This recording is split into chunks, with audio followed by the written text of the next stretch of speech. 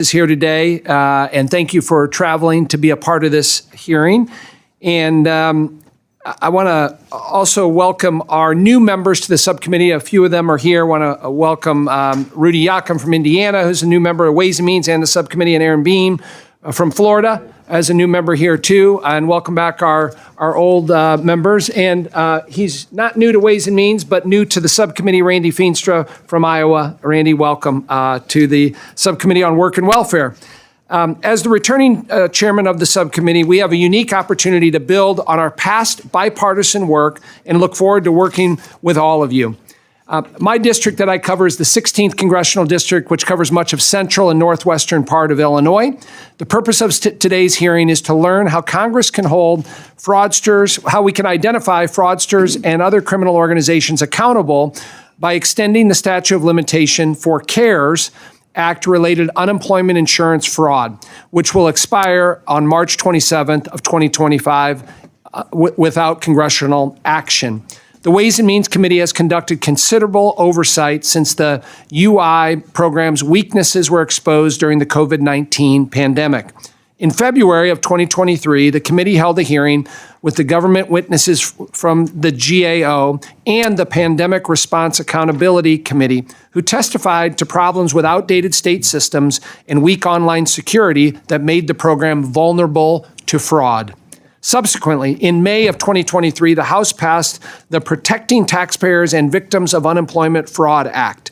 The bill would have extended the statute of limitations for an additional 5 years and incentivized states to go after fraud and recover funds. It also included program integrity reforms to stop the pay and chase model of benefit delivery. Unfortunately, those reforms fell short of becoming law, and congressional action is needed now more than ever. All told, for the unemployment insurance program alone, GAO has estimated between $100 and $135 billion was lost to fraud during the pandemic. That number is astounding. Even more concerning, the Department of Labor tells us that only $5 billion has thus far been recovered. Meanwhile, we know law enforcement agencies have thousands of cases currently pending. The Department of Justice has charged more than 600 criminal UI fraud cases with associated losses of over $300 million. As of January 28th of this year, DOJ has more than 1,600 criminal matters that remain open and uncharged. Without an extension of the statute of limitation, these instances of suspected pandemic UI fraud will go unpunished. First and foremost, we need to provide law enforcement with the tools and resources to hold fraudsters accountable while pursuing reforms that can stop this type of UI fraud from happening again. Congress must act to extend the statute of limitations. I hope that in the coming weeks, we can work together in a bipartisan fashion to pass legislation to do just that and get a bill across the finish line before the March 27th date. In addition, we need to examine how international crime rings and hostile nations continue to target the UI program. There are countless examples of criminals, foreign and domestic, deploying sophisticated schemes to defraud the government and UI recipients. For example, my staff recently shared with me a press release from the Department of Justice, shown on the board behind me here, announcing a Pennsylvania man pled guilty to obtaining $59 million in public benefits, including unemployment, and laundering the proceeds to China. As a member of the House Select Committee on China, cases like this are deeply concerning to me and confirm our worst fears regarding the attacks on our institutions by hostile nations such as the CCP, Communist Chinese Party. I strongly believe we have a responsibility to bring accountability back to Washington and find out what we can do to bring restitution for taxpayers in the face of such staggering amounts of fraud. There's a lot more work to be done to hold these criminals accountable through the criminal justice system, recoup the billions of dollars on behalf of American taxpayers. So again, I want to thank our witnesses for being here today, for traveling, their valuable time, and their insight that we'll hear from a little bit later here. With that, it's now my pleasure to recognize the gentleman from Illinois, our ranking member, Danny Davis. Thank you, Mr. Chairman, and I too want to welcome all of our members back of this subcommittee and to our witnesses today. For certain, Democrats want to hold criminals that stole from workers in our unemployment insurance or UI program during the pandemic accountable unequivocally and without a doubt. We provided $2 billion in the American Rescue Plan Act to strengthen program integrity, access, and equity. And Democrats want to work on a bipartisan basis to finish the job. However, I cannot begin this hearing and pretend that business is usual in the face of illegal and unethical actions by this administration. I must recognize and criticize the firing of the Department of Labor Inspector General, whose job it was to investigate and prosecute UI fraud, and who specifically asked our committee to extend the statute of limitations for UI fraud. Inspector General Larry Turner served with distinction in both the Trump and Biden administrations and led the Inspector General's office to 1,400 successful pandemic UI fraud prosecutions and over $1 billion in court-ordered restitution and payment. Mr. Turner was recently fired by President Trump, along with nearly all of the nonpartisan inspectors general. After firing these IGs, charged with prosecuting fraud and making sure agencies followed the law, the Trump administration illegally blocked states from accessing essential health, child care, child welfare, and other funding authorized and appropriated by Congress, and illegally blocked nonprofit organizations from accessing already appropriated funds, just as they were trying to make payroll. The harm done by short delay in payments gave us a preview of what might happen if we enacted the cuts being pushed by my Republican colleagues. In the last few days, President Trump gave Elon Musk, an unselected billionaire, and his hackers unfettered access to the extremely confidential data regarding payments to workers, businesses, seniors, and entities around the world via the systems for the Treasury Department, Centers for Medicaid and Medicare, Labor Department, and NIH. These systems include private financial information for seniors receiving Social Security or Medicare, workers receiving tax refunds, private health information about you and your loved ones, and the privileged information of Mr. Musk's business competitors. This hearing is about preventing fraud, yet this administration appears to be gifting Mr. Musk the unlimited ability to defraud individual Americans to access their most private financial and health information for any purpose. Will Mr. Musk illegally stop your Social Security, tax, Medicare, Medicaid, or disability payments? Will he claw back your tax refund or Social Security payment if he thinks you didn't deserve it?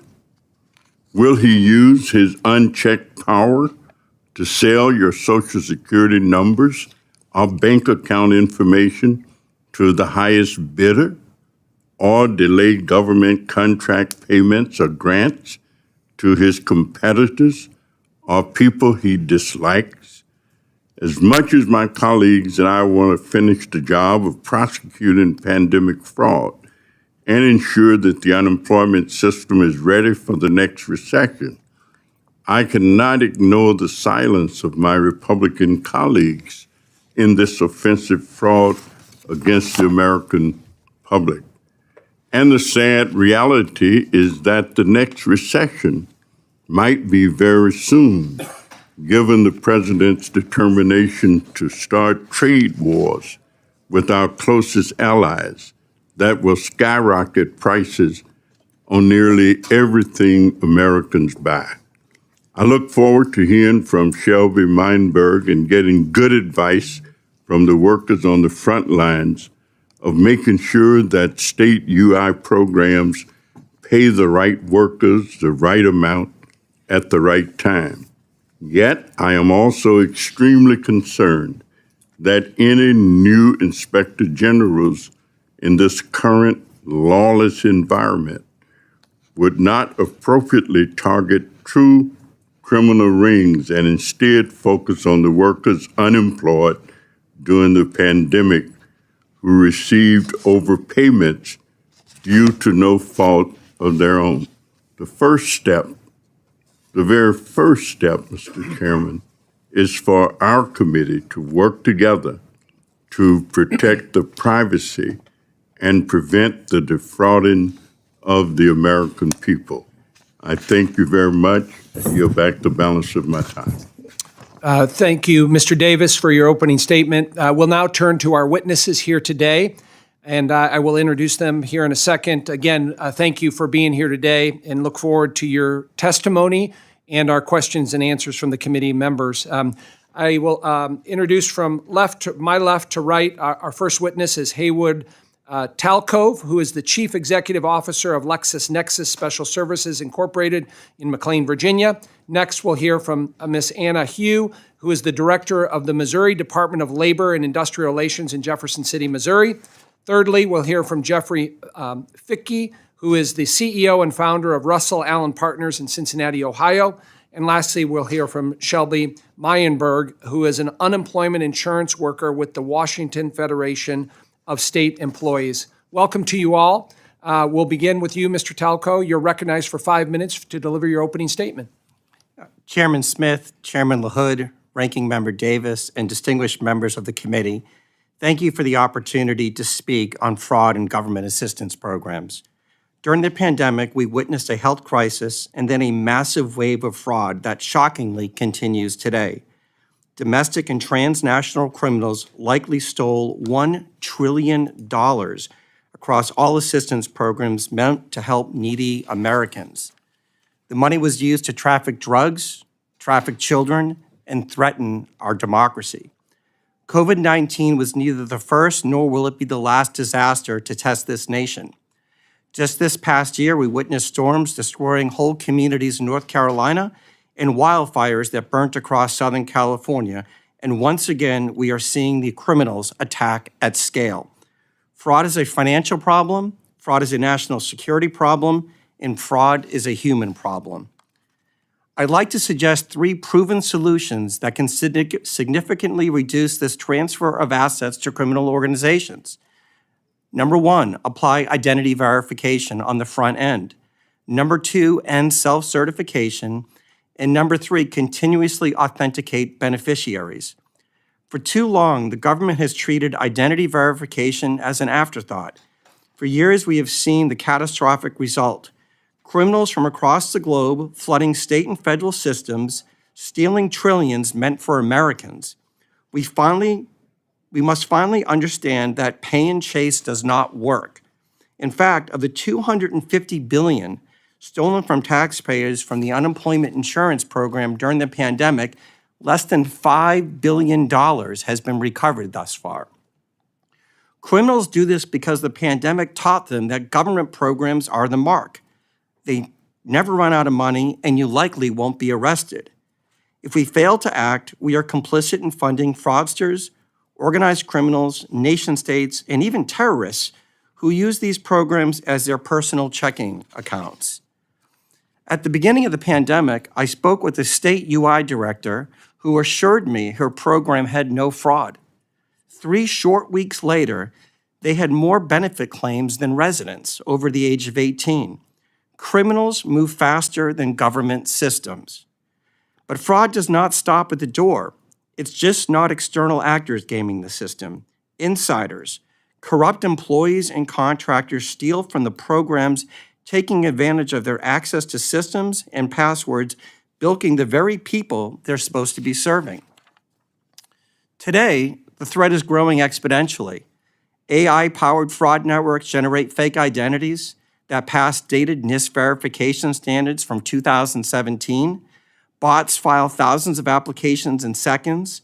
Deepfake technology generates quote-unquote real people that bypass security safeguards. Criminals are evolving in real time. Our response must be just as fast, just as smart, and just as relentless. To stop this, we need AI, we need data sharing, and we need changes to the 1974 Privacy Act. Fraud is a data problem and can be mitigated in today's world. Fraud on this scale is not inevitable. It's the result of legacy systems, outdated and complex regulations, lack of data, and failure to act. This is all achievable today. Taxpayers do not want their funds going to criminal groups. The funds should go to those in need. I'm not suggesting we need technological breakthroughs. The solutions are clear, tested, and available now and used by the private sector, whose fraud rate is less than 3% compared to 20% in the public sector.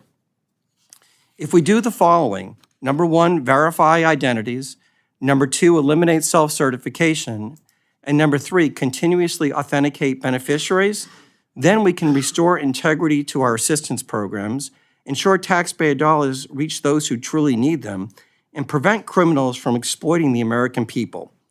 I would also urge you to extend the statute of limitations related to the CARES Act that expires on March 27th.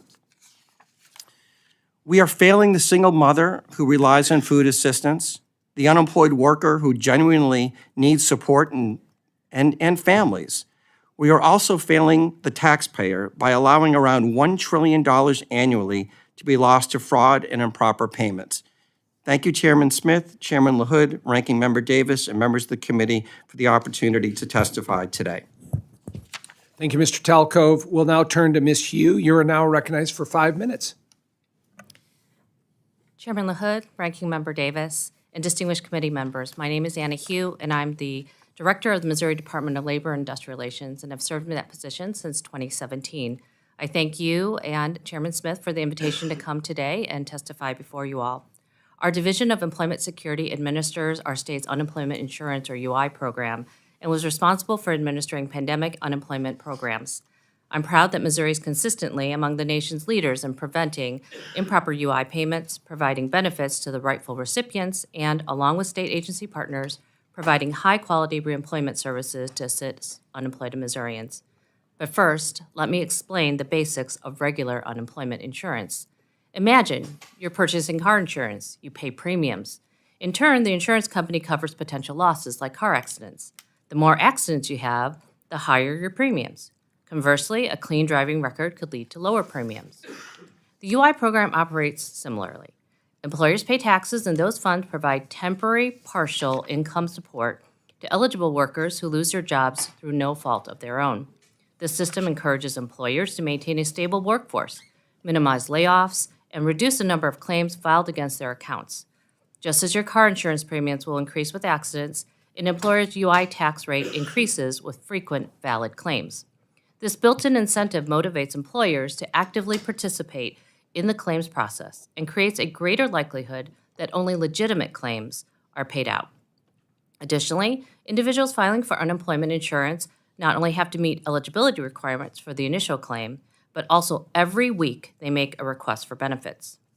Prior to the pandemic, UI fraud typically involved claimants failing to meet work search requirements or receiving benefits while employed.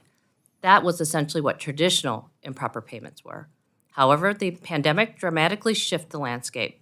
Fraud evolved to encompass large-scale identity theft, with criminals stealing personally identifiable information, PII, to file fraudulent claims. This shift was driven by the massive influx of money into the system and the rush to distribute it, making traditional safeguards less effective. In Missouri, we're fortunate to have already put in place in 2016 a modernized information technology system, advanced fraud detection methods and tools, and partnerships with third-party vendors specializing in fraud prevention. Additionally, for years, Missouri has been a member of the National Association of State Workforce Agencies, NASWA, Integrity Center, and has actively participated in the Integrity Data Hub. This multifaceted approach was and is still critical to our success, to the integrity of Missouri's UI system, and to the value of every tax dollar. With the right systems, tool, and partnerships, stopping UI fraud is not impossible, but extending the statute of limitations for CARES Act-related UI fraud and overpayment recovery is crucial. The current deadline is March 27, 2025, and it looms large. Without an extension, prosecutions will be impossible after that date, allowing criminals to escape justice and potentially leaving billions of dollars in overpayments due to fraud unrecovered. This is unacceptable. Beyond extending the statute of limitations, broader UI program reforms are essential, as proposed in H.R. 1163, the Protecting Taxpayers and Victims of Unemployment Fraud Act. We must move away from the pay and chase model, which is inherently vulnerable to fraud, and implement more robust preventative measures. The current Department of Labor administrative funding model often penalizes efficient states. Its heavy reliance on workload as a means to distribute funds can serve as a deterrent for states to pursue transformative efficiencies. This disincentivizes efficiency and perpetuates systemic problems. The current funding model plays catch-up to actual program needs, especially during economic downturns. It is also a disincentive to long-term investment, as the short-term nature of some funding sources discourages the state from making critical investments in technology and cybersecurity that incur ongoing costs for licensing, maintenance, and support. In 2023, Missouri businesses paid approximately $130 million in federal Unemployment Tax Act FUTA taxes to the U.S. Treasury. Yet Missouri only received $38.5 million in UI program administrative funding from DOL. This chronic underfunding forced us to lobby for state funds from the Missouri legislature to shore up funding for our UI program and create a long-term modernization plan. For every state UI administrator in the U.S., this situation is unsustainable. In line with NASA's 2025 legislative priorities, dedicated technology funding should be a separate, consistent stream for modernization, including cybersecurity, AI, and data analytics. Finally, adequate funding investments in modernization remain relevant and secure, and we must make sure that ongoing maintenance and support are there. The pandemic underscored the need for a modern, resilient, secure UI system. By prioritizing accuracy, investing in technology, and reforming the funding model, we can ensure that the UI program continues to serve its vital function, providing a safety net to workers during times of economic hardship, while safeguarding the integrity of the system and the trust of the American people. Thank you. I'm happy to answer any questions you may have. And as this is a public forum, I cannot provide any specific details to the fraud measures that we have in place in Missouri. Thank you, Ms. Hugh. We'll now turn to Mr. Ficke. You're recognized for 5 minutes. Thank you. Chairman LaHood, Ranking Member Davis, and the members of the subcommittee, I want to thank you for this opportunity to present. My name is Jeff Ficke, and I'm the CEO of Russell Allen Partners, located in Cincinnati, Ohio. My entire career is focused on technology, innovation, and operations around payments. I'll give you a little bit of background about that because it covers government and financial services. In the 90s, I was a founding member of a payments company that supported government service organizations, several federally funded, state-operated programs, including unemployment. After that company was sold, I moved to the financial services industry working for Fifth Third Bank.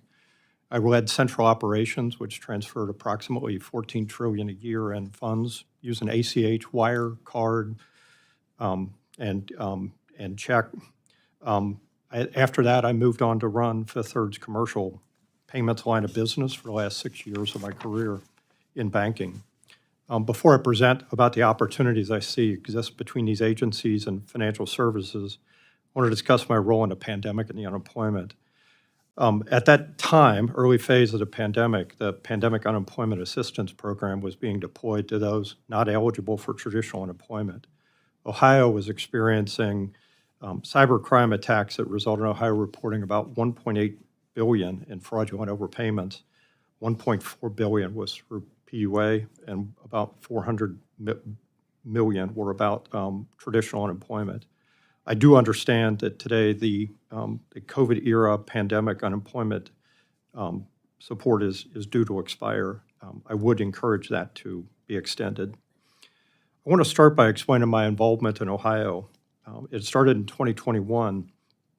My expertise in government services and banking aligned well with Ohio's needs. I was named to run Ohio's public-private partnership.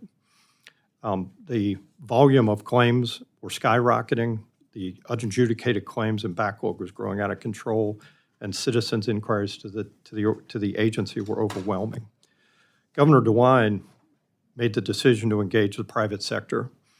He worked directly with the Ohio Business Roundtable, a group of about 100 of Ohio's largest public sector CEOs, to engage their membership for expertise.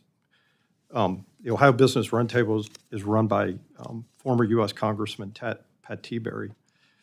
Governor DeWine recognized that the private sector had experience in these crisis situations. My role was to lead the coordination of all these activities between Ohio's Department of Jobs and Family Services and the private sector. We provided advice and guidance during the execution of these recommendations. We had access to senior leaders from places like Fifth Third Bank, Western Southern, Key Bank, Nationwide Insurance, and others. As I had testified multiple times that I had the opportunity to testify multiple times in front of the state's legislative subcommittees. Governor DeWine and ODJFS's Director Matt Damschroeder gave 3 clear objectives at that phase. The first goal was to stop the fraudulent claims from being submitted. In early 2021, the state was receiving over 1 million claims a month for new unemployment claims and PUA claims. With advice from the private sector and ODJFS team, we were able to deploy a new fraud stack. And that happened within the first 60 days of our engagement. The results were overwhelming. New unemployment claims dropped in 2 months to less than 25,000 a month. That was a 97% reduction in fraud with a new set of technologies that was deployed. LexisNexis was a key partner for us at that point in the process. And you can see on the graphic some of the reductions that took place as a part of the PUA. The second objective was really clear, there was approaching 5 million unadjudicated claims-related issues. We actually took a new approach to actually engage the big data corporations, data analytics teams to actually help us to accelerate that. We did take advantage of programs that were completed by Innovate Ohio, advanced data analytics platform supported by then Lieutenant Governor John Husted, who's now a U.S. Senator for Ohio. The P3 team engaged subject matter experts from the private sector and big tech to help segment those. Within 90 days of the project starting, Ohio had all fraud-free claims for Ohio citizens had been adjudicated and the proper payments were being sent. The third goal was to answer questions from an enormous volume of citizens. Many Ohioans were victims of cyber crime, while others who needed benefits were not being processed because of the backlog. During this period, the service centers were overwhelmed. Citizens experienced difficulties getting through and sometimes had up to a six-hour hold time. You can see in the chart that's displayed here that we returned all those to commercially acceptable standards with call handle times increased and hold times less than 3 minutes. The governor's reasoning for seeking this advice and collaboration in Ohio's sector proved to be an outstanding decision. I also want to acknowledge that Ohio's ODJFS employees welcomed the support, worked endless hours to deliver, and truly cared about every citizen who needed the support from the organization. In the last segment I want to talk about is what I feel is a partnership that can exist between government and financial services collaboration. One of the key initiatives launched at the direction of Director Damschroeder was to understand if there was any funds that would be available and left to be returned. We started by confirming our understanding of how this money flowed from initial claims. The traditional unemployment and PUA program solutions required claims adjudication that as well as collections of payment history. The program's checks are focused on claimants' payments are sent to the. Mr. Ficke, I'm just going to interrupt you there for a second. You're a little bit over. We're going to ask you to just pause summarize. there. Yeah, if you don't mind, and we'll take the rest of your statement for the record, if you don't mind doing that. Sure. Okay. I just want to talk about just future recommendations, and I'll pause. First of all, the banks and the agencies are both accountable to multiple regulatory organizations. Aligning them so that we can actually get data sharing between the banks and the agencies is a very clear opportunity. Secondly, the digital payment networks in this space have actually introduced new threats, new opportunities, and for example, PayPal returned almost $70 million to the state of Ohio on money that they held. Not all not all mobile payment networks had that kind of diligence. The third opportunity is that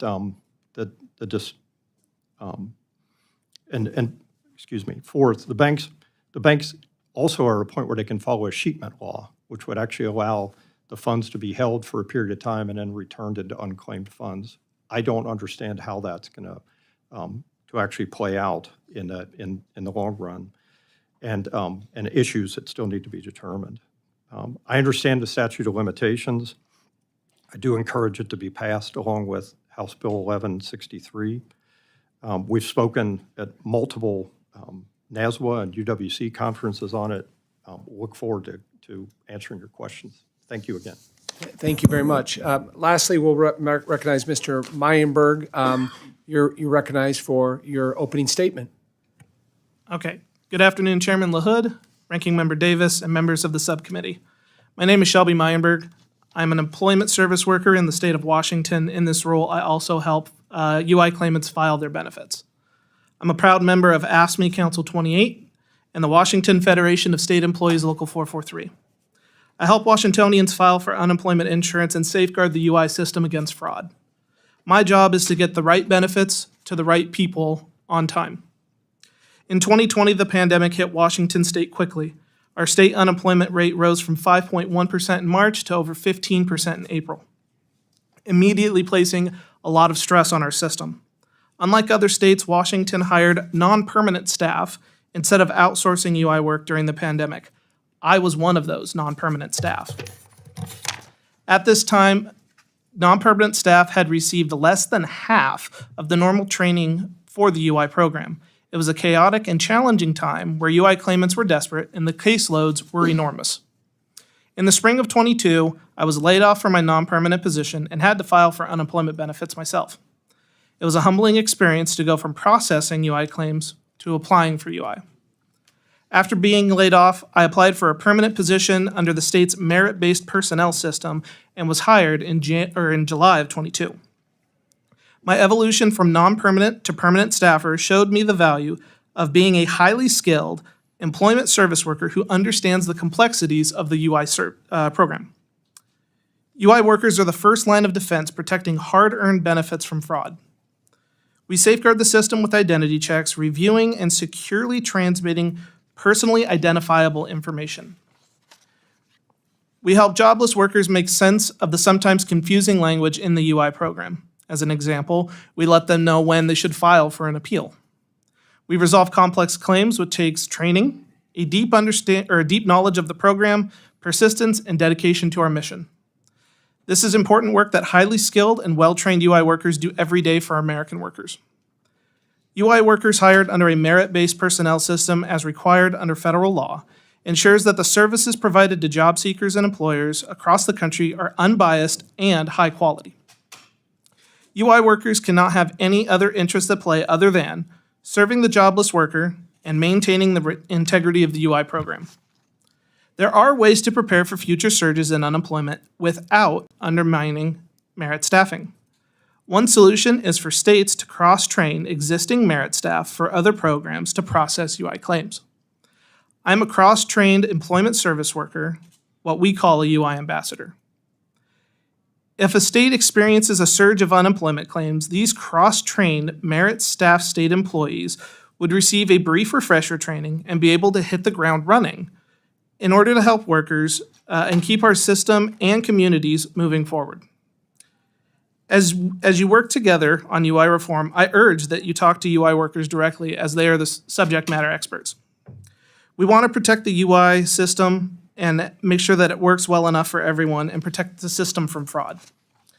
We can accomplish these goals with increased funding for staffing, IT modernization, program improvements, and cooperation between the state and federal levels, not by outsourcing the work of skilled merit-based UI staff. I'd like to thank the chair, ranking member, and members of the subcommittee for the opportunity to testify today. Thank you, Mr. Meyenburg, for your testimony here today. We'll now move to questions from the committee members to our panelists today. Again, grateful for your contributions here today to this important topic. I'll now recognize myself for my questioning. I'm going to start with you, Mr. Talcove. For years, this committee has been raising sounding the alarm really on fraud from organized criminal organizations, particularly from a number of hostile nations, Russia, China, and others. As you saw in my opening statement, I referred to a case in Pennsylvania involving a defendant caught laundering money back to China. These cases are complex, they're nuanced, involve federal crimes, but they also raise serious national security concerns. Mr. Talcove, can you explain the current state of UI fraud and how international criminal organizations are continuing to be associated with fraudulent activity? Thank you.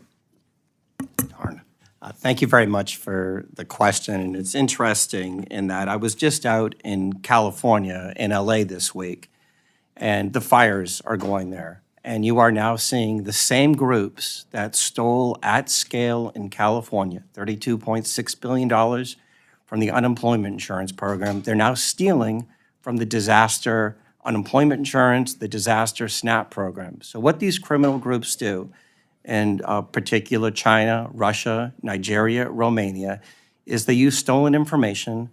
Some of it they collected directly. For example, China, when they had the OPM breach years ago, they have all that information, and they file claims on behalf of legitimate individuals in the afflicted areas. And then they use that money for just terrible things. And what I find incredibly frustrating, having followed fraud since Hurricane Katrina in 2006, it's the same groups doing the same thing. And if you just apply data and analytics, just as Mr. Ficke was showing on those charts, you can stop it. But we continue to allow these groups to steal. They use the money for horrible things, child trafficking. They use it for drugs in our communities. They use it for terrorism. So I'd like to tell you that things are better today, but just watching what's going on in California, seeing what happened in North Carolina, same groups, same playbook, stealing at scale. Thank you for that. Just to follow up, in terms of criminal prosecutions that have been successful, are there any that come to mind that have had somewhat of a deterrent effect on continuing criminal activity? Yeah, so I would give Washington State credit. During the pandemic, they were the first group to get hit by a Nigerian fraud organization, and they actually did capture the ringleader in that. But for the most part, these people do not live in this country. They will never come to this country. They are protected by their states, and that is why you have to protect things on the front end. You can't let the money out. Now, if it does go out, right, remember, my estimate, $250 billion was stolen, $5 billion recovered. If it does go out, state and local law enforcement can't do it. You need the Secret Service and you need the FBI because these are complicated, multifaceted criminal enterprises. Thank you for that. I'm going to turn now to Ms. Hugh. In your testimony, you talked related to the Missouri Department of Labor. They currently have a UI program that's effective in preventing improper payments and providing high-quality reemployment services. Last Congress, Ranking Member Davis and I worked on a bill called the Bridge to Workers Act that was passed into law to provide the flexibility states need to strengthen those connections to employment. Can you talk about the work with reemployment services and how you see that growing and developing into a core part of unemployment programming in the future. Certainly. Thank you for the opportunity to answer your question. And thank you, Chairman LaHood and Ranking Member Davis, for actually getting the Bridge for Workers Act passed. It's really afforded states a great deal of flexibility to approach individuals that have potentially more challenges to actually getting back to work. Missouri was one of the few states that actually kept our reemployment and eligibility assessment program, RESEA or RESEA, going during the pandemic. And by having this expansion of flexibility to allow for states to better address what their local workforce needs are, and basically providing targeted professional workforce development services to individuals. Originally, it was for folks who are most likely to exhaust their benefits. But now, again, it allows states to really be able to better fit what their local state needs are. This program in particular has the built-in component that when we require somebody to report for these required workforce services, if they are utilizing unemployment benefits, their benefits are not continued if they don't report for those. So it builds in that incentive, again, to make sure that workforce services that are needed are actually being taken, and again, to stress the reemployment roots of unemployment itself, right? Because we really see that unemployment and workforce services as part of the two sides of the same coin. It's really about making sure that workers have the services and support needed to get back to sustainable employment. Thank you for that, Ms. Hugh. Mr. Ficke, in your testimony, you described how you were recruited by Governor DeWine in Ohio to help right the ship, recovering over $400 million in fraudulent benefits held by banks and automated payment networks.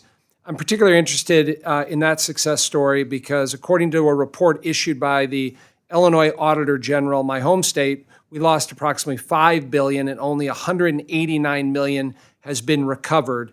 Can you talk about how you were able to turn that around in Ohio through your UI program and recoup the funds? And then maybe before you answer that, we've heard the expression pay and chase. Can you explain for the members of the committee what that means and what that is? Well, first of all, with the pay and chase, I might defer that to Well, maybe answer my Talcove. question on how you did in Ohio, and then I'll have Mr. Talcove answer the pay and chase. Absolutely. Thank you for the question. I think it's really important to understand how much manual effort and personnel effort went into actually discovering these funds. I mean, at the very early phases of our opportunities to recover funds, we partnered very well with the leadership of Ohio Jobs and Family Services and literally asked a simple question: is there still money out in the networks to be able to do this? I think it's really important fundamentally to understand that in the UI claims environment, for approval and adjudication, there's a lot of work done to identify an individual. In the banking industry, when payments flow through, especially since 9/11, post that period, there's regulation that is also very tightly covered by the banking industry, financial services, that actually require them to not allow money to get out of banks into the hands of fraudsters. The one looks at identity, and the banking system can look at activity within a bank, within a specific bank account. At a very simplistic level, it's looking at multiple unemployment claims from multiple states going into the same accounts, unusual spending happening within those financial service institution accounts, large overseas transactions that actually are pulling money out of a consolidation to pull them overseas. That effort has resulted in the U.S. banking industry setting up multiple advanced analytics programs, caseworkers, and processes to actually prevent that from happening. The difficult work we had in that is that we were actually required at that point to work with all the banks who received funds. They didn't have a specific contractual relationship with each individual state because they were the receiving banks. Simplifying it, it basically means that's the bank of the claimant who is actually getting the information.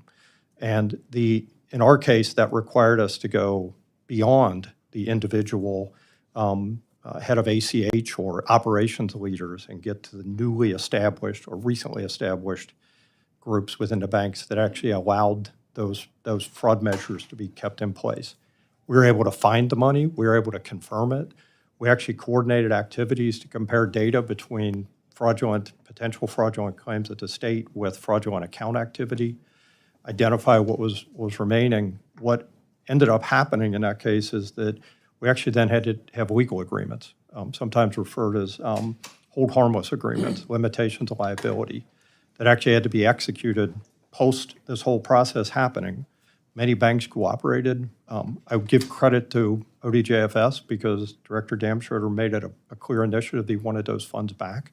We prioritized it. They invested people and time and energy into it, and we got great cooperation from many financial institutions. Thank you for that.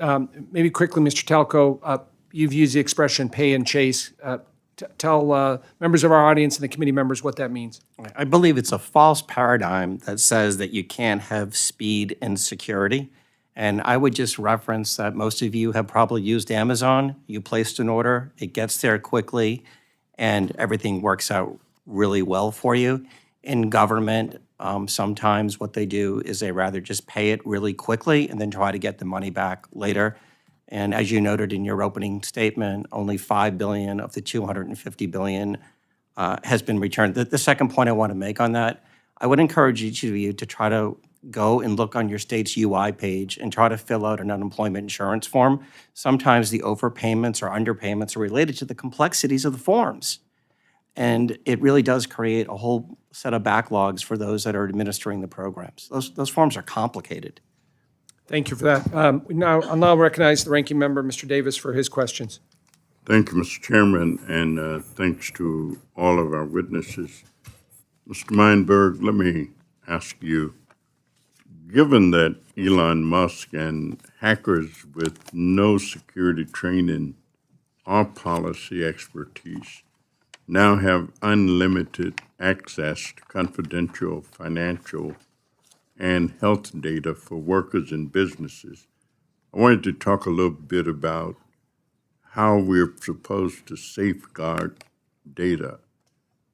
As a frontline UI worker, you collect confidential identity and banking information.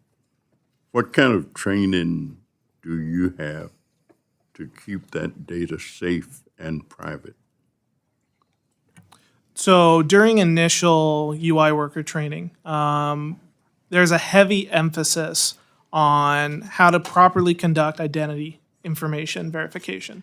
Throughout the entire process, 6 to 8 weeks, you're constantly having to do that process. There's role-playing scenarios that covers a lot of topics, and during all of those, you do have to conduct the correct identification verification.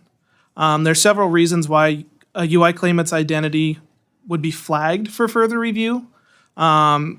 If I clearly spot fake information or misdocumented information, I have to send that up for review.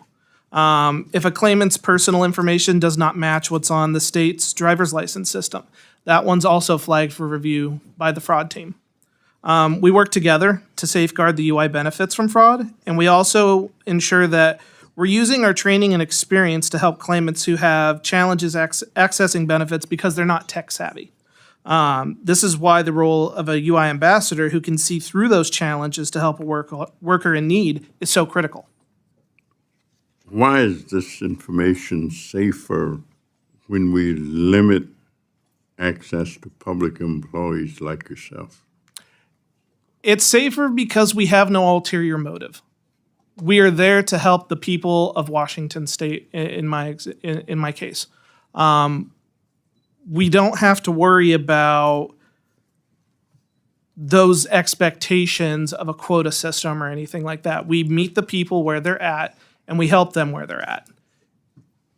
Let me just reemphasize that my Democratic colleagues and I are strongly committed to good service by workers like yourself, and especially people who have no need to access their earned unemployment benefits. We're committed to preventing fraud and safeguarding the UI Trust Fund. So I'm grateful to you and your colleagues, and especially to AFSCME Council 31 workers in Illinois for their critical work. Is there anything that we have to give up in order to do both, provide the good service and have no other purpose for doing it, ulterior motives? I don't believe so. I believe we can accomplish both goals at the same time. In fact, this is built into our process. Before we talk to you, I claimant about their benefits. We verify their identity every single time we talk with an individual, no exceptions. After identification, we can then provide excellent customer service, whether that be filing an initial claim or reviewing an active claim. Let me again just thank you and your workforce and your colleagues for the work that you have done and the faith and trust that we have in what it is that you do. Thank you, Mr. Chairman, and I yield back. Thank you, Mr. Davis. We'll now I'll now recognize one of our new members, Rudy Yackham of South Bend, Indiana. Thank you, Mr. Chairman, and thank you to our witnesses for being here today. Unemployment insurance, improper payments, and fraud ran rampant during the COVID-19 pandemic. The Government Accountability Office, or GAO, estimates that pandemic unemployment fraud totaled $135 billion. That's about 15% of total UI benefits paid during the pandemic. But the Department of Labor's Inspector General says that number is at least $191 billion. Even worse, outside experts estimate that the total could be upwards of $400 billion. California alone accounts for $20 to $33 billion of fraudulent pandemic UI payments. One estimate put the state's improper payment rate at nearly 37% during the first 6 months of the pandemic. No business could survive allowing for over 1/3 of payments that are made to be fraudulent. We should expect more of our government and of our states. We should expect that fraud, and we know that fraud isn't just money going out the door, it's money that undermines the faith that the American people have in the system and the confidence that Congress has in states to manage federal resources. Hardworking Hoosiers in my district don't want their taxpayer dollars going to subsidize California or any other state with such lax payment controls unless the state implements reforms, upgrades systems, and demonstrates a commitment to chasing down fraudsters. Despite these eye-popping fraud numbers, we've only recovered about $5 billion of it, or less than 4%. The statute of limitations to prosecute these cases expires at the end of March. Congress must extend that deadline so that we can continue unwinding these criminal rings and hold the fraudsters accountable. One of our most important responsibilities as members of Congress is to be good stewards of taxpayer money. Because after all, the only money that we in the federal government have is money that we take from the American people in the form of taxes. Allowing this level of fraud to occur and not taking every possible step to recover these funds and these fraudulent payments would be irresponsible. Mr. Chairman, I ask that this email from the DOJ pertaining to uncharged UI fund matters be entered into the record. Without objection. Thank you. Mr. Talcove, as of January 28th, 2025, the Department of Justice had 1,648 open cases. These are uncharged criminal matters relating to COVID-19 fraud. The Department of Labor's Inspector General has shown approximately 157,000 open UI fraud complaints assigned to its hotline office. Are you surprised about the sheer number of unemployment insurance fraud cases our federal law enforcement agencies are actively investigating? Thank you so much for the question. I want to start with, I really believe in unemployment insurance. The number that was lost was approximately $250 billion across the country, and California was ground zero for it, unfortunately, because they paid some of the highest benefits in the country, and their then commissioner, Julie Sue, had some of the least amount of safeguards in place. I'm actually surprised that there are that many open cases because I truly believe a lot of the fraud took place and individuals don't even know their information was used. As I mentioned in my testimony, a lot of this happened with criminal groups, both domestic and transnational, who will use the stolen PII that went into these eligibility determination systems that knew how to manipulate them better than your constituents. And to this day, and we were talking about it before, you had individuals that got a notice from the state of California, the state of Ohio, saying, you got your benefits, and those people threw those notes away because they never got benefits. So I'm not surprised by that, but I also want to note that it's not just unemployment insurance. It's the SNAP program. It's the other programs, including rental assistance. Anywhere where the government is providing a check, these criminal groups are now working at scale. Thank you. And briefly, Mr. Talcove, do you believe that there's still more unemployment fraud carried over from the pandemic out there that could result in prosecution or recouping funds if we were to extend the statute of limitations? Yes, I think there is. Thank you. And Mr. Chairman, I yield back. Thank you, Mr. Yakum. Recognize Ms. Chu of California. Well, first, let me say that I can't believe that Republicans are holding a hearing purportedly about going after pandemic-related fraud in the unemployment insurance program without addressing the fact that a few days ago, President Trump illegally fired the Inspector General who is responsible for doing that very work. Inspector General Larry Turner was a well-respected, nonpartisan, Senate-confirmed professional. His leadership investigating UI fraud had already resulted in over 2,000 individuals charged, more than 1,400 convictions, and $1.1 billion in taxpayer dollars recovered. And IG Turner even testified as a witness for the Republican majority for the hearing they held on UI fraud back in 2023, during which time he warned that despite the office's successes, insufficient funding from Congress was limiting their investigative capacity and causing lost opportunities to hold fraudsters accountable. The Republican majority still hasn't addressed that funding shortfall, and now President Trump has fired the person responsible for reducing that fraud.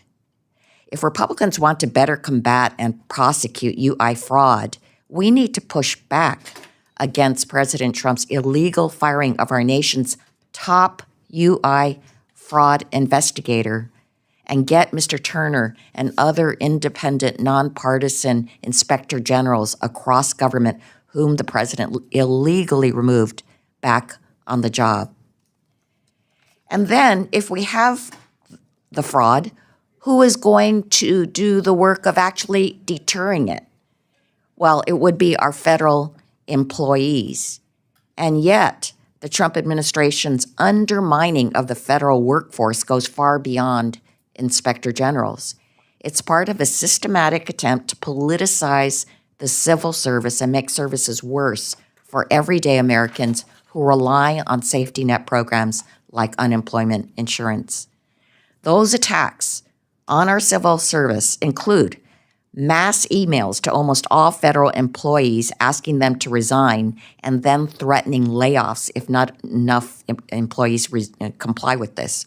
It includes the administration's proposal to politicize the federal workforce by stripping nonpartisan federal employees of their job protections to make it easier to fire and replace them with Trump loyalists.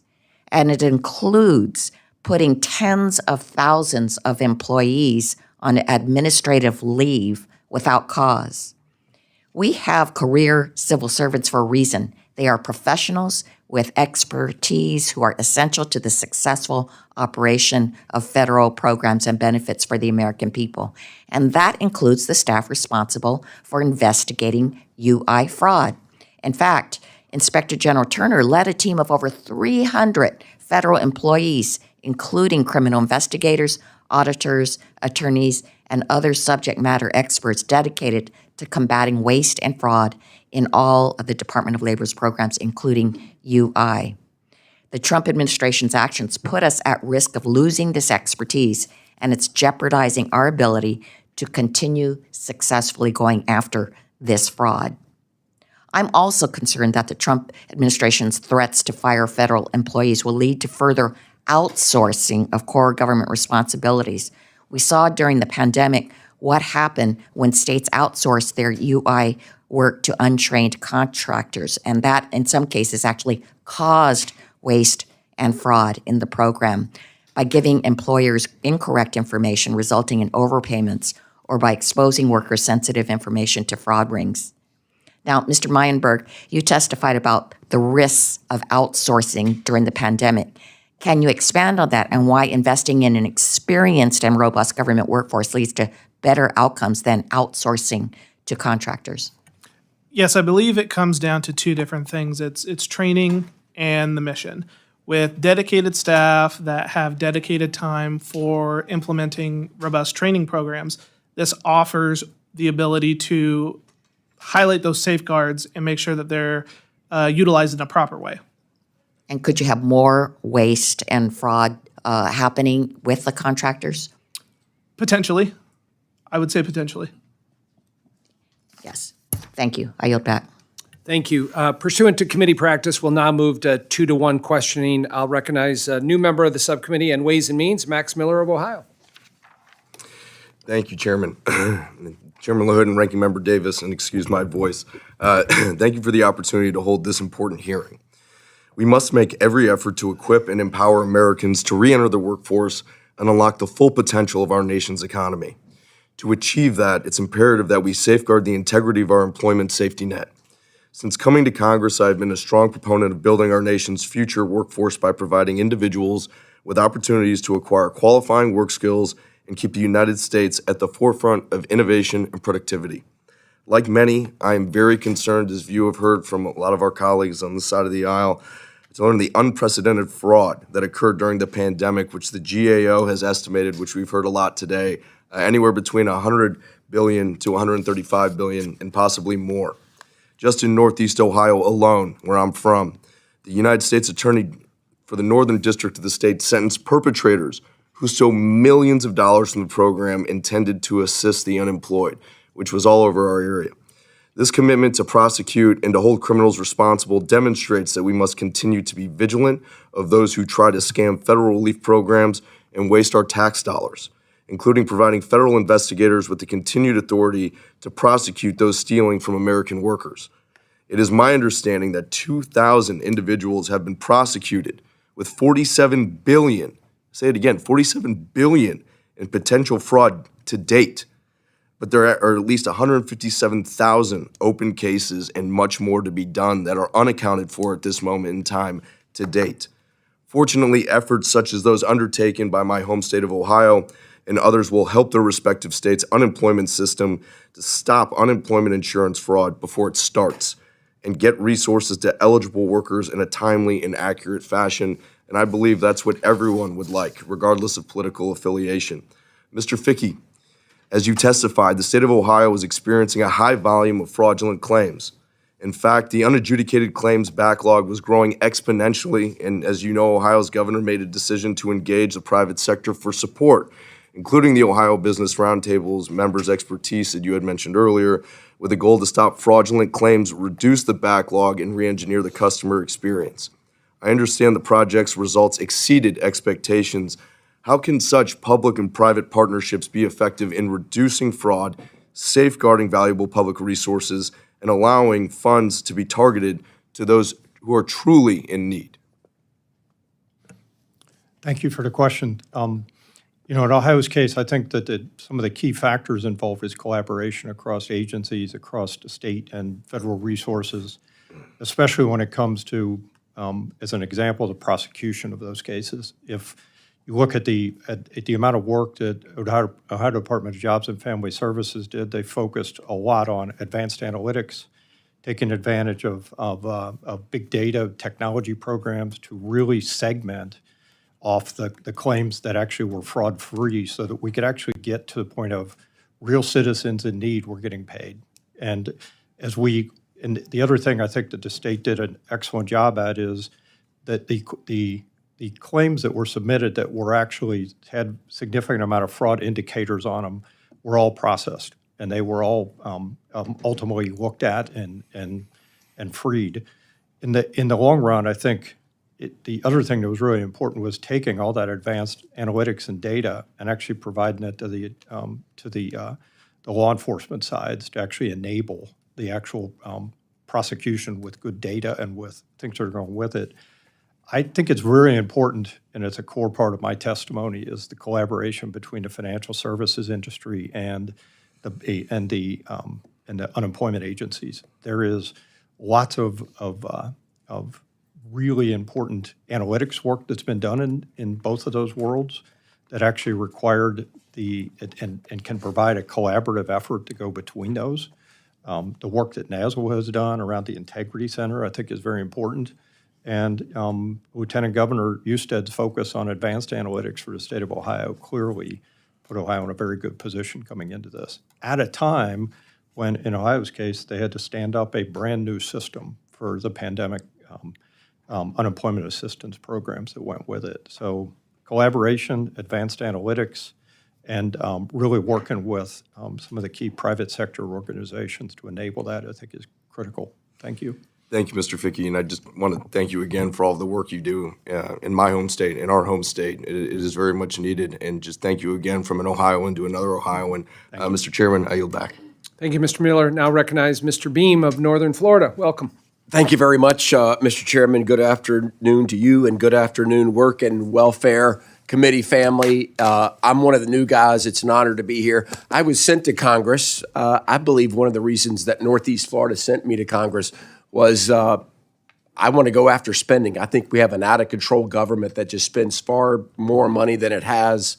And so I'm a man on a mission to fight fraud, abuse, waste, and to get spending under control. So, Mr. Chairman, I want to thank you for your draft selection and allowing me to serve. Ranking Member Davis, it's an honor to be with you as well. My first question, well, first of all, Mr. Talcove, I appreciate you. You've actually mentioned anywhere government's giving away checks, you will find fraud. And indeed, we did that. I come from the Small Business Committee where we did the PPP program and the EIDL loan program.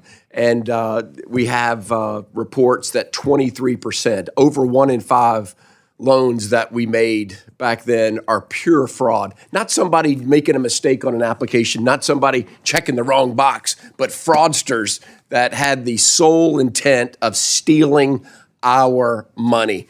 We actually had an administrator come before us with the Biden administration and says, it may be too much. Maybe we just need to let it all go. I say no. The American people says no. And so we want our money back. I actually filed the bill. We want our money back to not let anything go. We want all of our money back. We heard from fraudsters that use Barbie dolls to take a picture. We had a program, a fintech that administered the program that would take a picture of you just to make sure you're an individual person. And the program, fraudsters could take a Barbie doll and stick it in front of a webcam. And the program said, approved, you're approved for a loan. So we called it Swindler Barbie. A new Barbie's in town, Swindler Barbie. Ken got in on it too, by the way, of people stealing money. So the first question goes to you, Mr. Chairman. Where are we on the statute of limitations? How can we make sure that we don't let it go, that we want our money back, and we're going after fraudsters? Where does that stand? Who's running it? Who's in the lead? What's going on?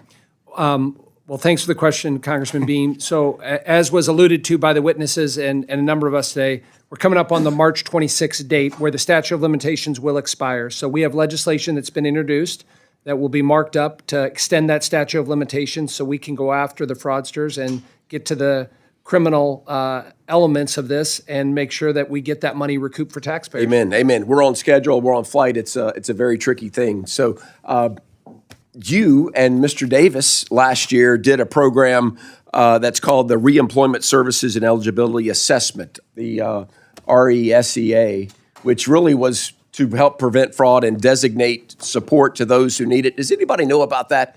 Mr. Talcove, are you aware of that? Did that program work? Did it work with the intent of delivering help to people that needed it, but not the fraudsters? Good program. Unfortunately, I'm not aware of that program. Ms. Huey? Yeah, so that program really allows for local workforce boards and other professionals who are working with individuals who are currently getting unemployment benefits to really. Did it prevent fraud or help fraud? Did it help or not? I think it does help with fraud because you actually have to show up in person or virtually to actually do an appointment about workforce development. So there is that verification and engagement, and we feel that those more personalized service will result in better workforce outcomes, more sustained employment for those individuals. So there is that individual touch to that. So if someone is getting that benefit, they're also then required to either report in person or do the virtual visit. And It's given some benefits. Mr. Talcove, I know we got time. Everything's in a hurry here. We got a boogie.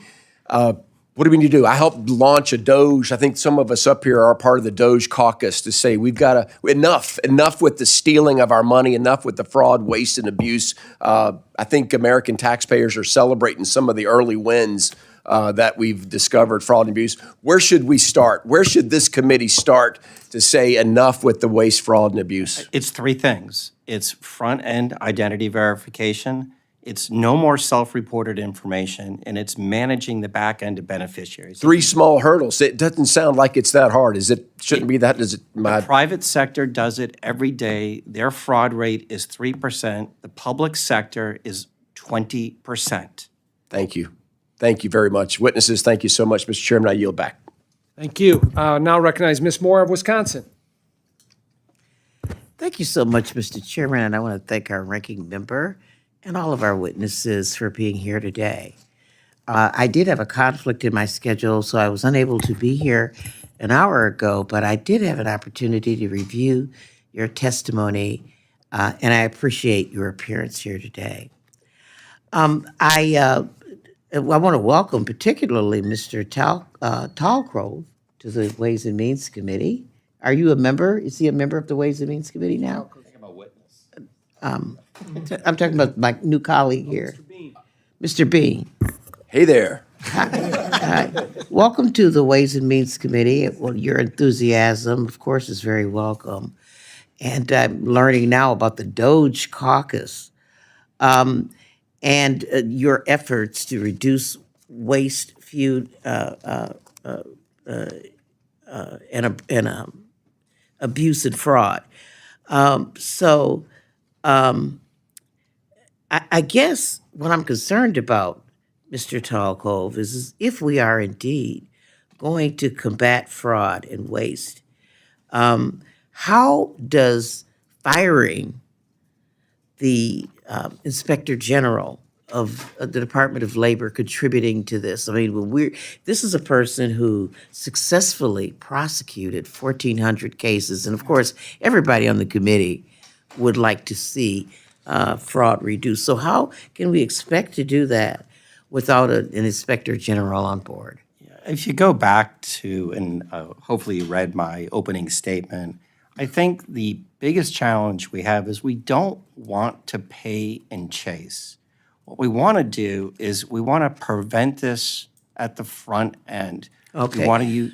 Okay, thank you for that. I don't have a lot of time. So your notion is that this Doge caucus of Mr. Musk, the billionaire going in, is an effective strategy we don't know exactly what he's doing. And I checked with the Speaker of the House. He also has no idea what they're doing. So what information do you have to provide with the subcommittee to demonstrate that this is indeed a better strategy than having an Inspector General on the back end? What are they doing that is making them more effective? I have nothing to do with the Doge. I don't know what they're doing. So you don't know what they're doing. Okay. But somehow you feel like that the Inspectors General is not a good strategy. Okay. Mr. Talcove, you also recommended eliminating broad-based categorical eligibility. You know, just like an infant born at 1 pound, 2 ounces, for example, is categorically eligible for Medicaid because they're disabled. Their mother might also be eligible for WIC or for SNAP. Why do you think disconnecting and making it inconvenient for them would be helpful, particularly since our having disconnected these benefits has cost $2.3 billion in administrative expenses over 5 years. So during the pandemic, I saw over $1 trillion of taxpayer money get stolen. And unfortunately, by having broad-based eligibility determination in place, the criminals were stealing at scale, and they were impacting legitimate individuals that live in Wisconsin, that live in Illinois.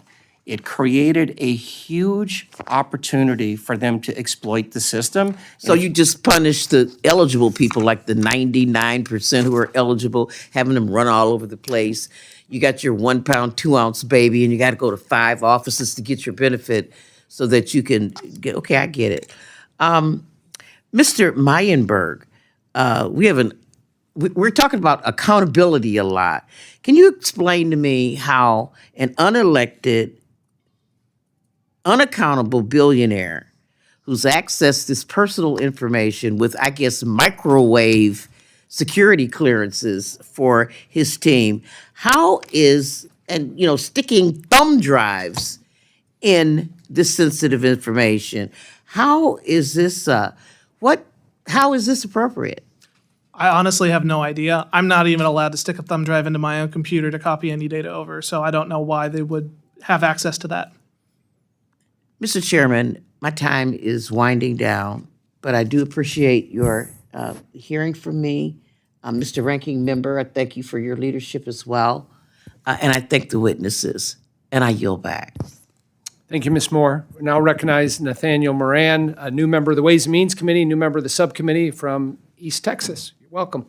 Thank you, Mr. Chairman. Look forward to being part of the subcommittee and the full Ways and Means Committee this next session. I've got a number of questions based on the testimony that's been given here today. I wanted to, and I prepared to talk about foreign adversaries and their role in the unemployment insurance fraud issue. But let me start with this, Mr. Talcove. I think you said this earlier. Your quote was, "It's the same groups running the same playbook, stealing at scale." And you even gave some examples of after certain disasters. And you said we need to use data and analytics to effectively prevent some of this. I want you to go back, though, because your 3 recommendations were apply ID verification at the front end, end self-certification, and continuously authenticate beneficiaries. And I love that because it really is front-end oriented. But be more specific when you talk about applying ID verification. I mean, how onerous would this be, or what kind of verification are we talking about to be able to make sure that before the money goes out, because I agree with you, and I'll come back around to this in a second, once it goes out, it is so hard to get back. So we need to make sure that every dollar that goes out is the appropriate dollar. How do we just do some simple ID verification on the front end?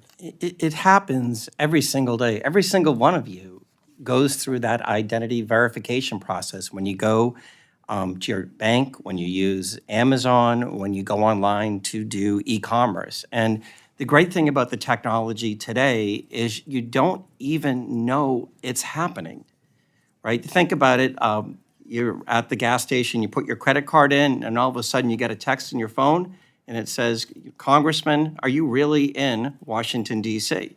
So that technology is used in the private sector every single day. One of my frustrations is government seems to use this thing called NIST 800 63-2, I think. It was created in 2017. It's complicated, it's hard. Nobody in the private sector uses it. So the technology is out there every single day, and we all use it. It's just different in government. Yeah, and you're making the exact point that I was hoping would be brought out here is that it's easy. It is not that difficult. In fact, today I got one of those texts from my bank asking me if a particular charge, it's an $85 charge, was in fact me using that charge. All I had to do was respond yes, and we're good to go.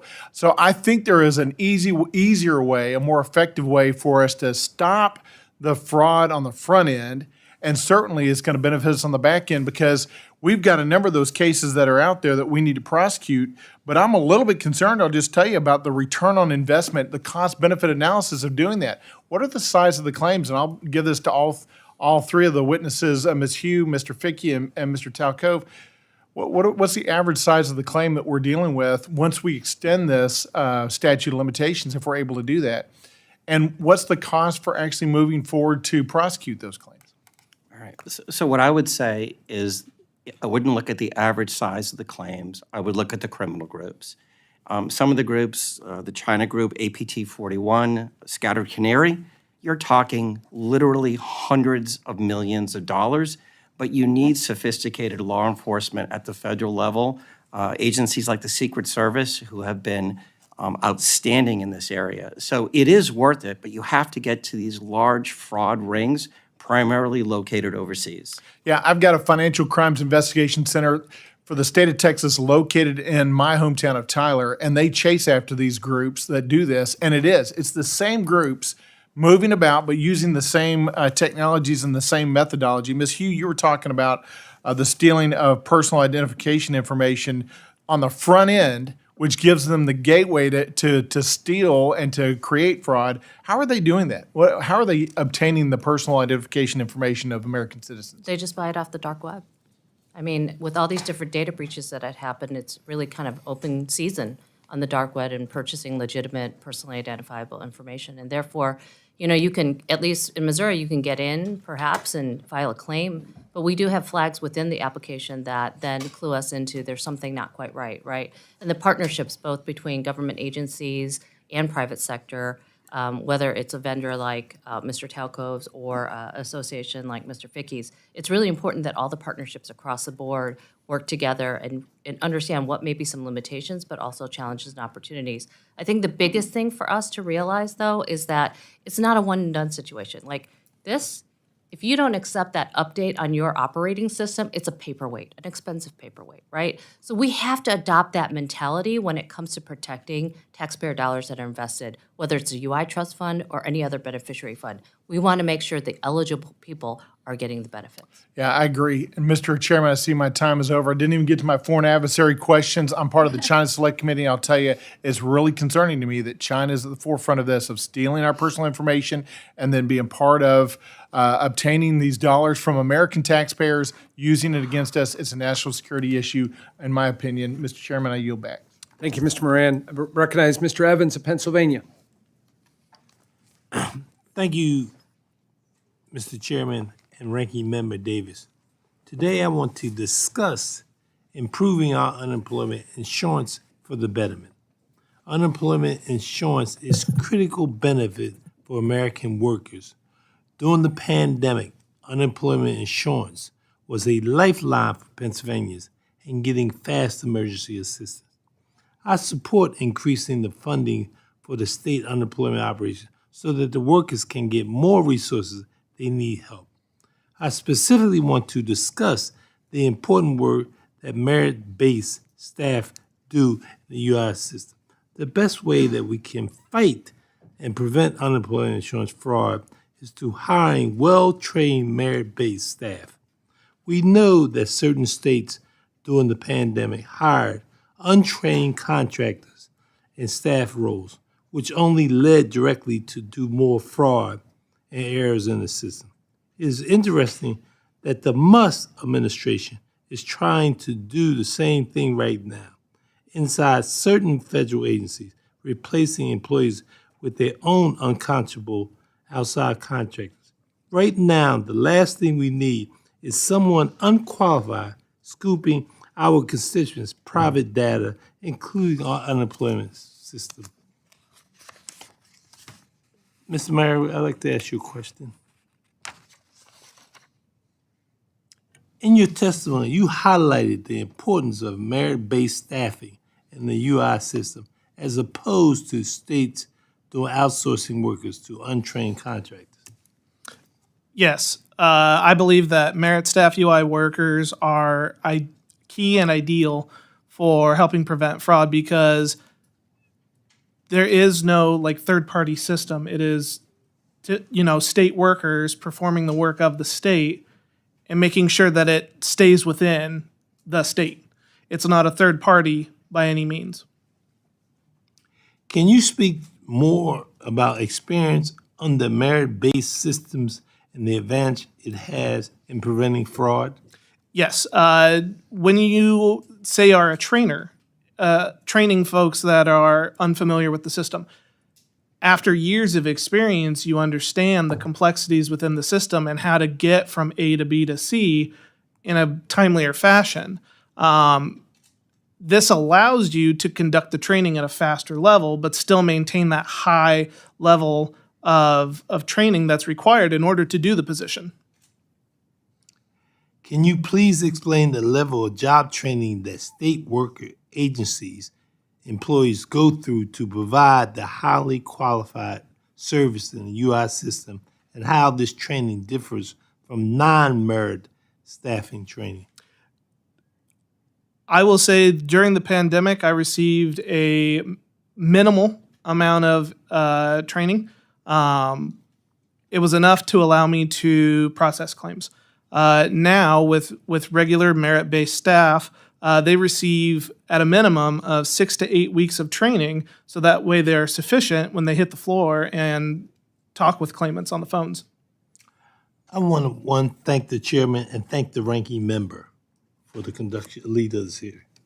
Thank you. Appreciate it, Mr. Evans. We'll now turn to Ms. Van Dyne, who's a new member of our subcommittee. Welcome, Ms. Van Dyne, and you're recognized.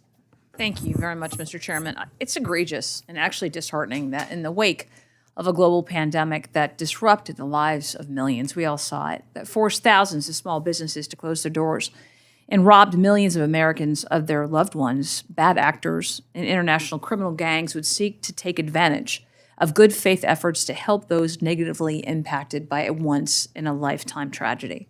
The GAO estimates that pandemic unemployment fraud may be as much as $135 billion, with some estimates even higher.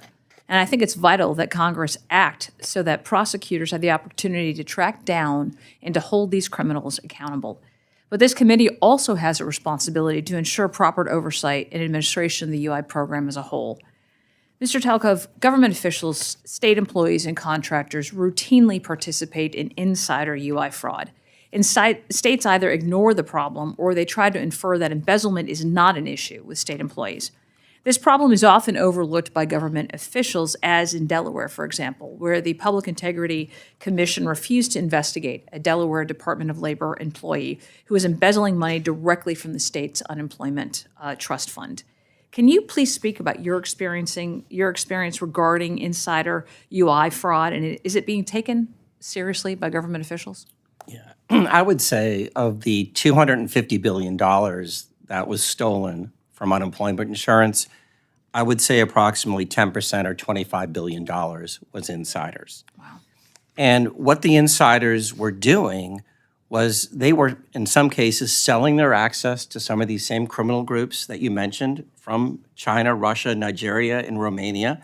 They were selling their access to gangs, or, which I think is worse, is they were stealing from the very people that they were trying to serve. And you have to have oversight and you have to have auditing in those programs. And it wasn't just in Delaware. I mean, I think it happened in 20 plus states. And the other point that I would make is, unfortunately, it's still happening today. And it's just not in the unemployment insurance program. It's in the SNAP program. It's in virtually all the programs across the country. Now, last point, 99.9% of those workers, they're really good people. Yeah. They show up every day and they do the right thing. It's a very small percent, but they give everybody a bad name. And I appreciate that. I'm also with Aaron Bean on the Small Business Committee, and this is my 5th year on that committee, and we've talked to small businesses who during this time have seen, benefits that they should have received, not because that was given out to fraudsters and criminals, and the complete lack during the last administration of holding these people accountable or providing oversight. Ms. Hugh, in your written testimony, you quoted a national study published in August of 2020 by the University of Chicago entitled U.S. Unemployment Insurance Replacement Rates During the Pandemic. You stated that the median percentage of salary replaced by unemployment during the pandemic was 145%. It was more than 200% for workers in the bottom 20% of the U.S. income spectrum and more than 300% for workers in the bottom 10%. This compares with the typical pre-CARES Act salary replacement rate of only 40 to 50% of lost income. In plain English, we are paying people a lot of money to stay home rather than to go to work, and the disaster effects of this policy are still being felt today. And according to the U.S. Chamber of Commerce, workforce population remains below pre-pandemic levels, and we are missing 1.7 million Americans from the workforce compared to February of 2020. Can you please speak on the disastrous effects of paying people unemployment benefits that were double or triple their salary before the COVID-19 pandemic, and why this must never happen again during any type of economic downturn in the future? Certainly, you know, the American people are so generous in making sure that their fellow Americans get support during these times of emergencies, right? And so I think one of the things that we saw that was a major motivation for this type of fraud was the federal pandemic unemployment compensation plus up. So most states have a regular weekly benefit amount. In Missouri, the maximum benefit that you can get is $320 a week. And again, that's based on what your income was and what your credits are into the trust fund from the employers that have paid in. Now, when you then add $600 on top of that, you are definitely putting a huge multiplier on it, right? And so it then, and that during the 2008, 2009 crisis, that plus up actually was $25. So you would have your weekly benefit at the state level and then a $25 plus up. But in 2020, we raised it to $600. And we needed a flat number. There were a lot of states that had legacy systems, and they could replace that $25 number with another flat number, but they couldn't prorate it. So that was one thing. But the choice of $600 absolutely was like the spark that really generated the attention of fraudsters to get in. You just had to have some successful hits to it. In each state, you can have multiple states that you file in, just a few weeks, and you can get quite a few thousands of dollars. So my time has expired. I appreciate your problem. answer. I need to yield back, but thank you all very much for your testimony. Thank you, Mr. Van Dyne. I now recognize Mr. Gomez of California.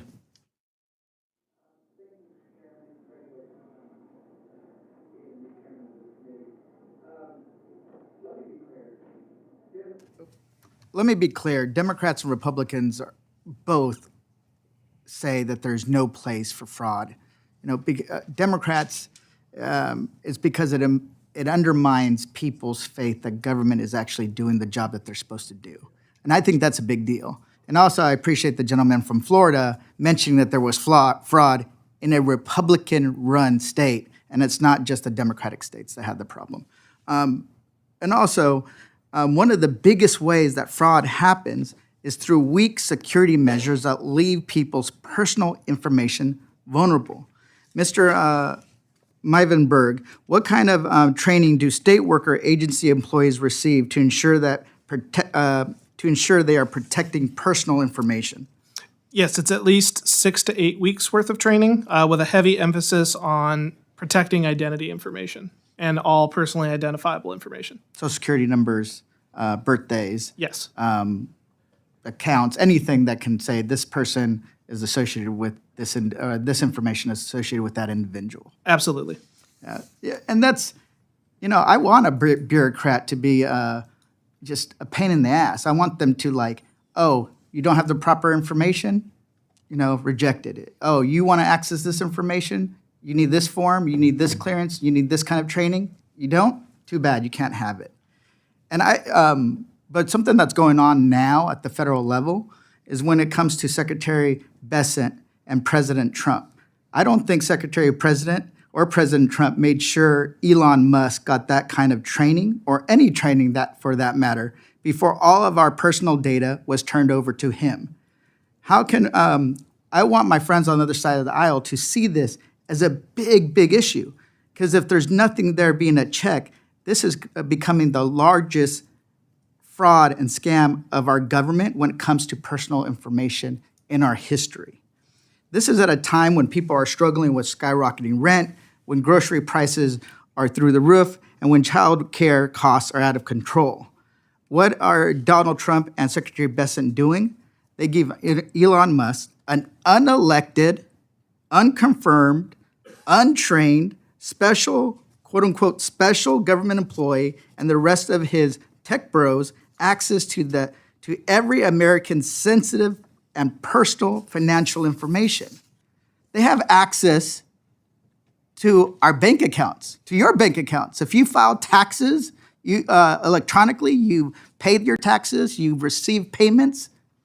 They have access to all your accounts. You know, we need to do something to address that. And it doesn't matter where this, like, they have access to everybody's information. If you live in Indiana, Illinois, Ohio, California, and that is risking a massive personal data leak that can lead to identity theft on an unprecedented scale.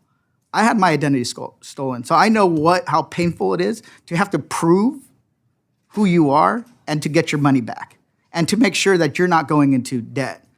Improper disclosure of taxpayer information is considered a felony under Section 6103, punishable up to 5 years in prison, as well as $5,000 fine. And that's just for one instance of improper tax disclosure. What's the punishment for every single American? That's the scale of this potential fraud and breach of information. Is Secretary Bessent's careless disregard for our most sensitive personal information worthy of articles of impeachment? I don't know yet, because they refuse to hand over any information of what occurred in the last several days. But this is a serious, unprecedented situation. Secretary Bessent needs to come before this committee and answer questions and violating the people's trust, but also when it comes to their personal information. We can't stand for it. Fraud is fraud, no matter who does it. Is it a public employee? Is it a criminal enterprise? Or even if it's the Secretary of the Treasury himself. We need to stop it, and we need answers now. With that, I yield back. Thank you, Mr. Gomez. Now recognize the gentleman from Northwest Iowa, Mr. Feenstra. Thank you, Chairman, and I want to thank the witnesses for being here. I enjoyed reading your testimony and also listening to it. And I just want to remind everybody that all bureaucrats are not elected. That's just common sense. We're here to create solutions. We're here to understand the problems and then create solutions. And Mr. Ficke, that's what I want to talk about. I was impressed by reading your testimony. I know you're not a law enforcement officer, but you have 30 years of experience in the financial services industry. And generally, unemployment insurance is prosecuted using federal banking laws, including mail fraud, wire fraud, conspiracy, aggravated identity theft, money laundering. So considering your time in financial services and working with the state of Ohio, are these banking offenses the right charges for individuals with unemployment insurance fraud? What is your thoughts there? Well, first of all, thank you for the question. In my previous testimony, I've actually stated a few times that I think it's very important to look at collaboration of data and information between what's available in the private sector and what's available in the benefits applications and submissions and those types of things are going with it. I think the prosecution of those criminals is extremely important, and we've talked about the number of cases. I think it's really important to focus on the magnitude of individual cases and looking at the impact that those can have on the overall collection and recovery of those funds. Yeah. Do you think we should figure out better ways, though, instead of using the financial service industry? Is there a better way to prosecute these crimes under something different than banking regulatory regulations? Well, I think in my experience, especially with the Attorney General's offices and the collaboration that happened in Ohio, a lot of it was driven and supported by the amount of information sharing that happened between, and as Mr. Talcove has pointed out a few times, this is not limited to unemployment insurance. This goes across SNAP and multiple other programs. I think it's important when we looked at the guidelines from a private supporter of our state. Yep. When we looked at the guidelines, what we were able to do, it was our role, as the agency's role, to actually identify that a case had to be prosecuted, but then to turn that over to the appropriate organizations. So you were in the state of Ohio. I was in the state of Iowa. I was a state senator, had a chair of Ways and Means at that point. And really the states are the ones that handle all the unemployment insurance issues. Mm-hmm. And here's a situation, obviously, through COVID that we gave a lot of dollars and stuff like that. How can us, as the states, what can the federal government do to help the states with fraud issues. And then I think I'm moving forward and saying, all right, what happens if we have a situation like this again? How can we be proactive in trying to find solutions to mitigate some of these issues? Well, thank you for the question. I think my first thing that comes to mind for me is sustainability. There have been very strong measures put in place during the crisis. The support to actually encourage and enable the states to actually keep those in place, I think, are going to be a really important part in the overall success. The other one is and I've said this a few times, is collaboration, not only from a data perspective, but best practices that have taken place in multiple private sector organizations. And using each state. So Ohio might have a great way of doing it. I mean, we should be collaborative across state lines, figuring out what's best. What are the best practices? Yeah, a very good example of that is the reality that one false account in a financial institution could be used across multiple states. Yep. And today, an individual state has a harder time recognizing some of those trends. Mr. Talcove, can you talk about that a little bit? Making sure that moving forward, our state systems are prepared for these unemployment spikes and these stealing of billions of dollars, and what the states can do collaboratively with the federal government. Yeah, so I want to make the first point. I was out in California this week, LA. Yep. And the same criminal groups that stole from the unemployment insurance We're doing the same thing with fire. are now stealing from the disaster. So that should be a clue to us, right? We haven't fixed it. Yes. Right? And it really starts with those three things that I talked about, right? It's the front-end identity verification. Yep. It's no self-reporting, and it's managing that back-end population. And it's frustrating because there's people in California who need those benefits that are going to wake up one day and they're going to see that someone put a loan against their house because they got an SBA loan for $500,000. Great point. My time is up, but thank you. We're in this together. As states and federal government, we are together in this and try to figure out solutions. Thank you, Chairman, and I yield back. Thank you, Mr. Feenstra. I recognize Mr. Horsford of Nevada. Thank you, Chairman LaHood, and to Ranking Member Davis for holding this hearing and for the courtesy of allowing members to wave on. I'd also like to just talk about the importance, as we are, about rooting out waste, fraud, and abuse and protecting American taxpayers. But also, we really need to provide some answers to our constituents based on the immediate issue that they're facing. The largest illegal data breach is happening right now in U.S. history at this administration's direction, and we still don't know who's in charge or what they're up to, where this information is being used, or how widespread it is. So I really wish that this was the focus of today's hearing, since this is what the majority of my constituents are calling me about today.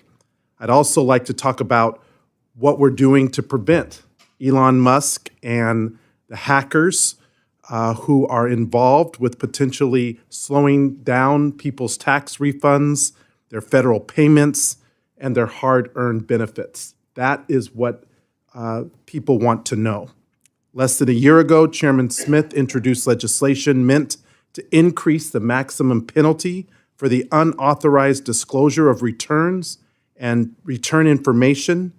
And I agree with Chairman Smith when he stated that Congress must not tolerate the theft and leak of taxpayer information. So why aren't we doing something about it?